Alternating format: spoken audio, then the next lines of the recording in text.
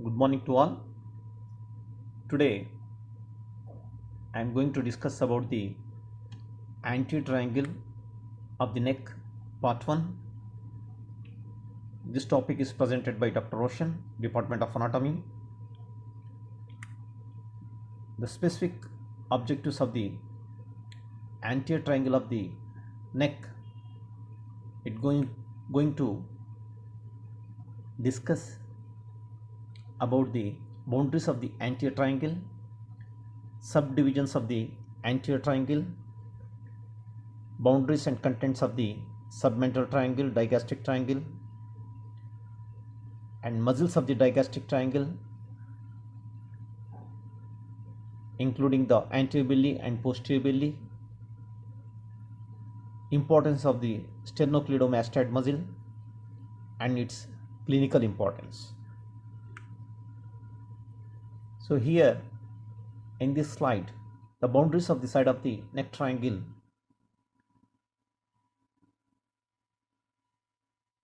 is bounded below by the clavicle and sternum, and above bounded by the lower margin of the body of the mandible, mastoid process, superior nuchal line, the quadrilateral space of the side of the neck is divides into two division by the sternocleidomastoid muscle. In front of the anterior margin of the sternocleidomastoid muscle, there is a anterior triangle, and posterior border of the sternocleidomastoid muscle presents the posterior triangle. The boundaries of the anterior triangle of the neck. The anterior triangle of the neck is situated in front of the neck region. The apex is formed by the suprasternal notch. The base is formed by the lower border of the body of the mandible and symphysis minti. Anteriorly, it will be extends from the symphysis minti to the suprasternal notch, and posteriorly, there is the anterior border of the sternocleidomastoid muscle. The roof of the triangle is formed by the skin superficial fascia, investing layer of the deep cervical fascia, and platysma muscle. Subdivision of the anterior triangle. For our convenient purpose, the anterior triangle is divided into four small triangles by the hyoid bone and suprahyoid muscle and infrahyoid muscles. Above the hyoid bone, there is a suprahyoid muscles are there, and below the hyoid bone, there is a infrahyoid muscles are present. And these are the suprahyoid and infrahyoid and hyoid bone that will be divides the anterior triangle into submental triangle, digastric triangle, carotid triangle, and muscular triangle. Boundaries of the submental triangle. You can see the image. There is a small triangle which are situated just below the symphysis minti and above the hyoid bone, and superiorly there is a symphysis minti. Inferiorly, this is the body of the hyoid bone, and laterally we can able to see the anterior belly of the digastric muscle. You can see that anterior belly of the digastric muscle, and roof is formed by the skin superficial fascia, and investing layer of the deep cervical fascia, and the floor of the triangle is formed by the mylohyoid muscle in either side, and in between the mylohyoid muscle there is a fibrous septae is present.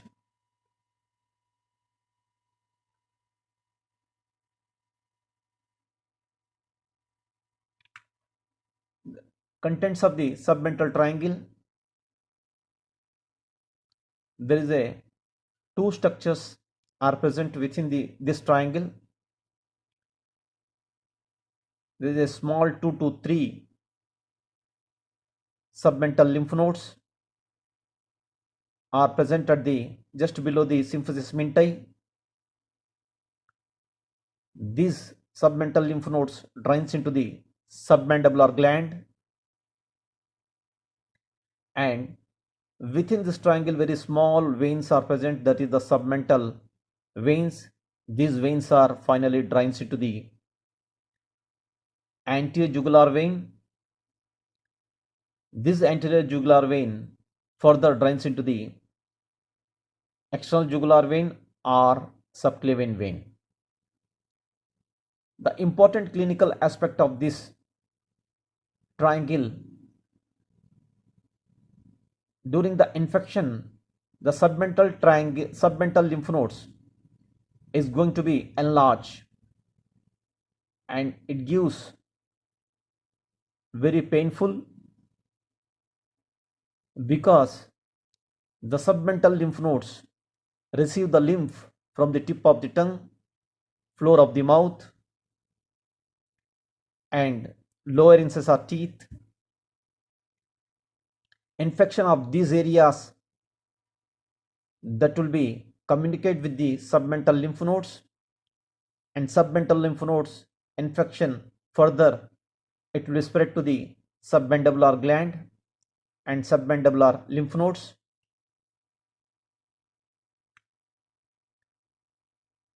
Boundaries of the digastric triangle: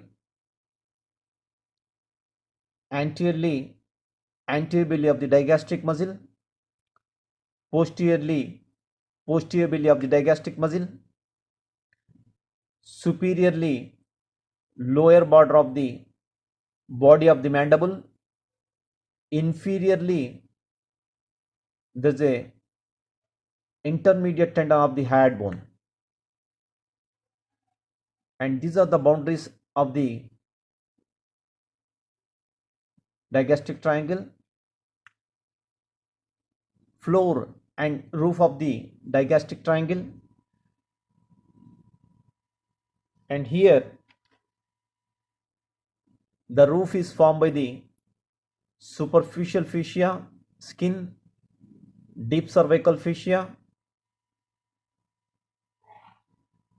and the superficial fascia contains facial vein, facial nerve, and branches of the transverse cervical nerve, which is derived from the C2 C3 segments, and floor is formed by the three muscles. These are mylohyoid muscle, hyoglossus muscle, and small portion of the middle constrictor of the pharynx. Contents of the digastric triangle is very important, because there is a numerous structures are present within this triangle. These are submandibular gland.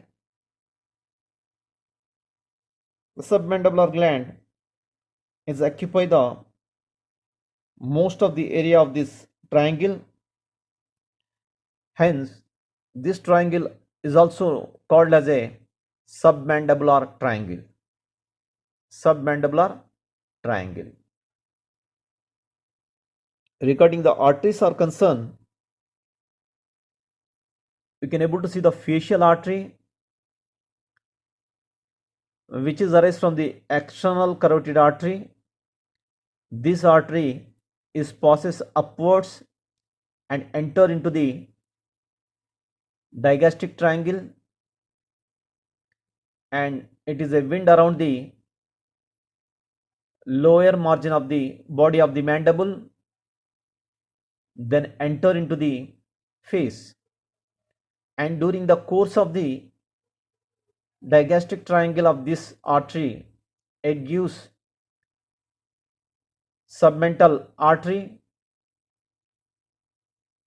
the facial vein, which is correspondence to the facial artery. The terminal end of the facial vein joins with the anterior division of the retromandibular vein to form the common facial vein. This common facial vein further drains into the internal jugular vein. And regarding the lingual artery is concerned,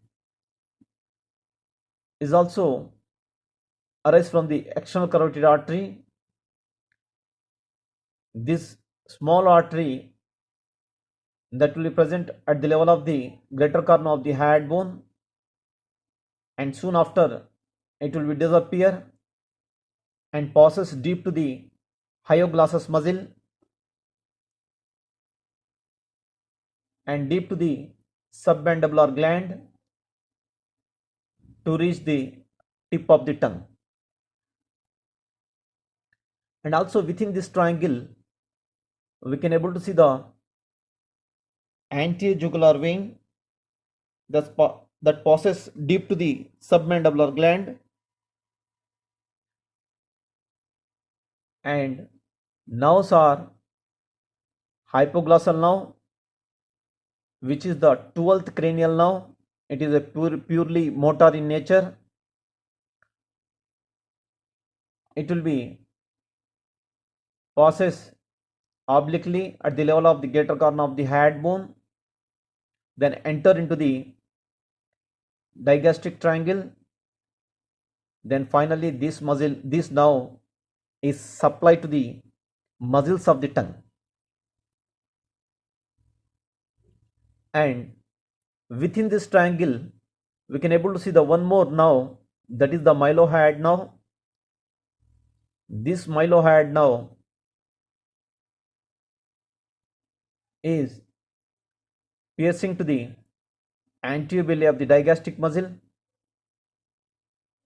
and while the posterior belly of the digastric muscle is piercing by the branches of the facial nerve.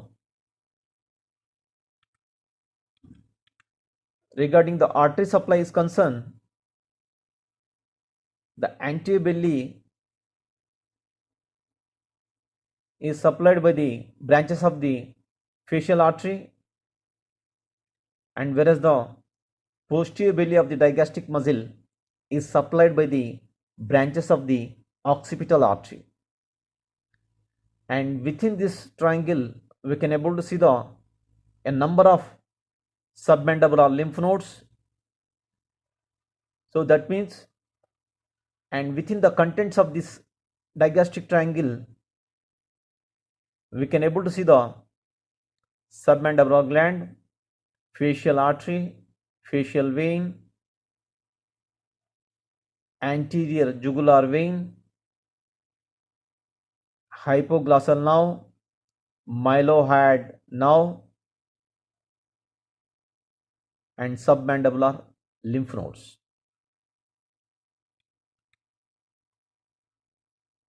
Muscles of the digastric triangle. The two muscles is forming the digastric triangle.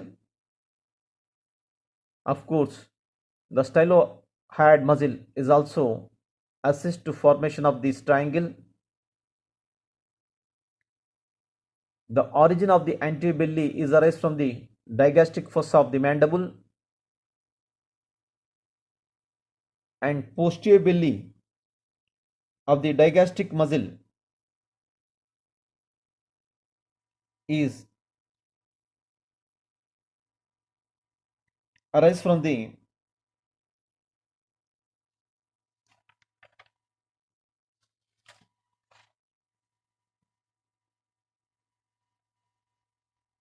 mastoid notch of the temporal bone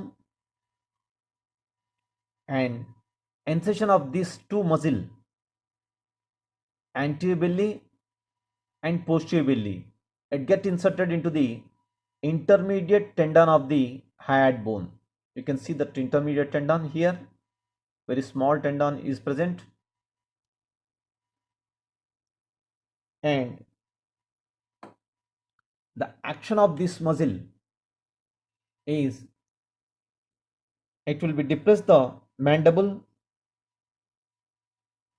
and elevates the hyoid bone during the chewing and swallowing.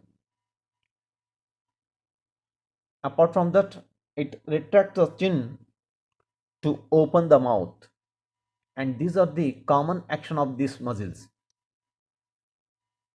And these two muscles are supplied by the different kinds of nerve supply, because the anterior belly is developed from the first arch and the posterior belly is developed from the second arch.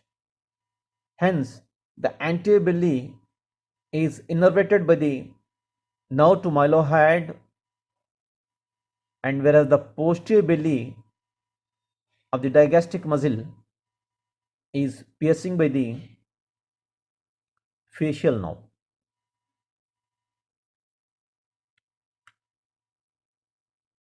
And here the sternocleidomastoid muscle origin and insertion. It is arise from the two heads. One is the sternal head, other one is the clavicular head. The sternal head is arise from the upper part of the anterior surface of the manubrium sterni, and clavicular head is arise from the anterior surface of the medial one third of the clavicle. Both bellies are united together and form the single largest muscle of the neck. It will run obliquely upwards on the side of the neck. Then it will be get inserted into the tip of the mastoid process and superior nuchal line of the occipital bone. Superior nuchal line of the occipital bone. The nerve supply of the sternocleidomastoid muscle by the two types of nerves. The motor supply by the spinal part of the accessory nerve, which is the 11th cranial nerve, arise from the medulla oblongata and spinal cord from C1 to C5, and this accessory nerve, spinal part of the accessory nerve, that will be piercing to the sternocleidomastoid muscle as well as the trapezius muscle. And sensory supply of the sternocleidomastoid muscle, it is innervated by the ventral rami of C2 and C3 spinal nerves for the proprioceptive function.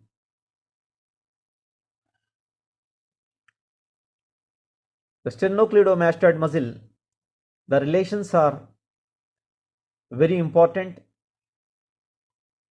and during the side of the neck dissection, we have to carefully preserve all the nerves and vessels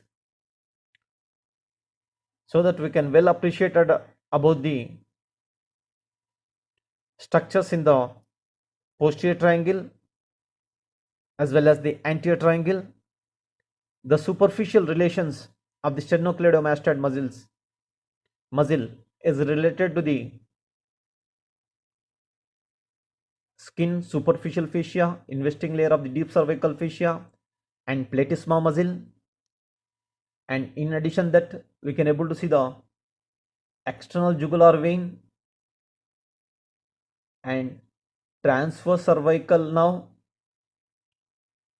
and great auricular nerve, lesser occipital nerve, that also we can appreciate it in the superficial relations. And in deep relation, there is a sternoclavicular joint, internal jugular vein, carotid sheath, subclavian artery,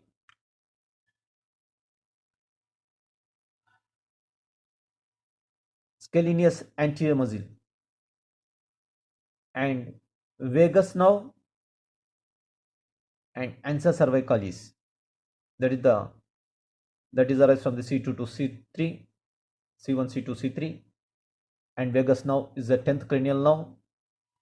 Is the very largest nerve of the body, cranial nerve, 10th cranial nerve. And these are the important structures related with the sternocleidomastoid muscle. And here we can able to see the sternocleidomastoid muscle action in the unilateral action. We can able to see the in this image the unilateral action of the sternocleidomastoid muscle. It gives the beauty to the neck region.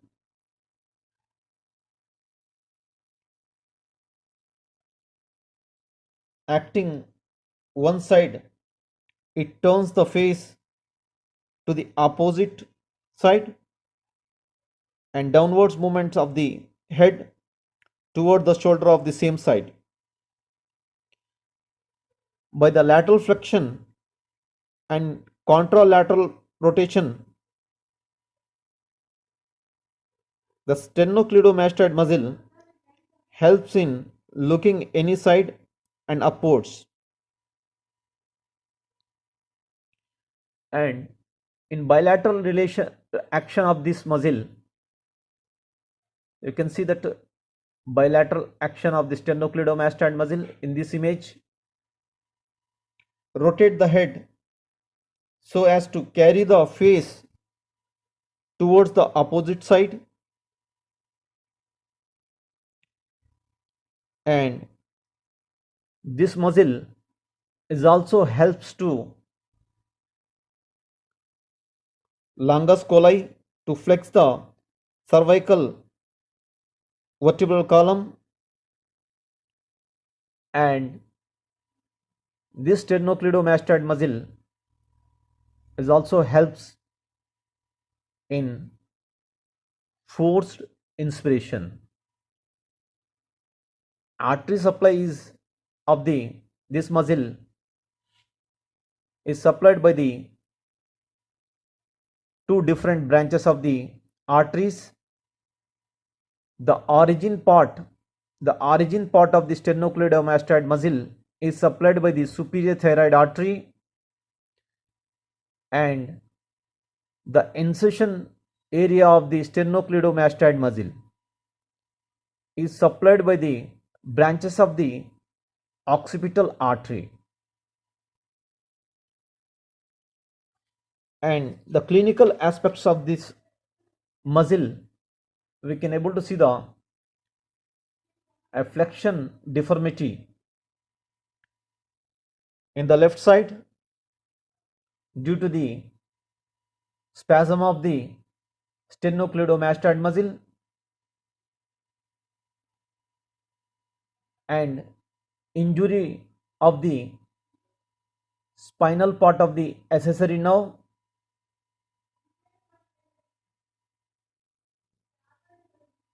It leads to the flexion deformity of the head on the affected side of the face,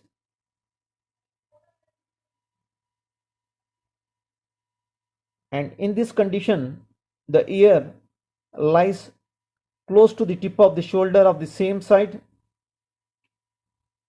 and the chin is rotated to the opposite side. This kind of deformity is called as a wry-neck or torticollis. So it is a commonly happened, and during the sleeping the maladjustment of the head by using the pillow, there is a temporary wry-neck is going to be occur, and sometimes there is a congenital torticollis is occur due to the breech delivery.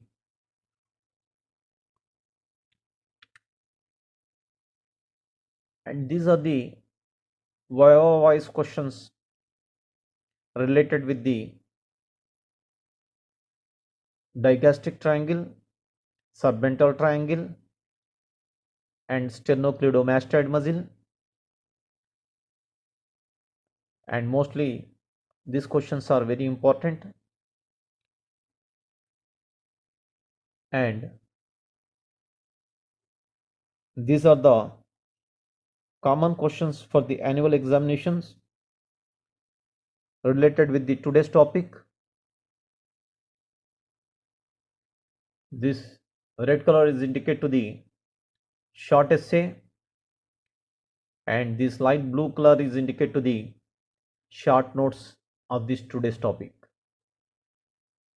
I hope that you are well understood about the topic. Have a good day. Thank you. Thank you very much.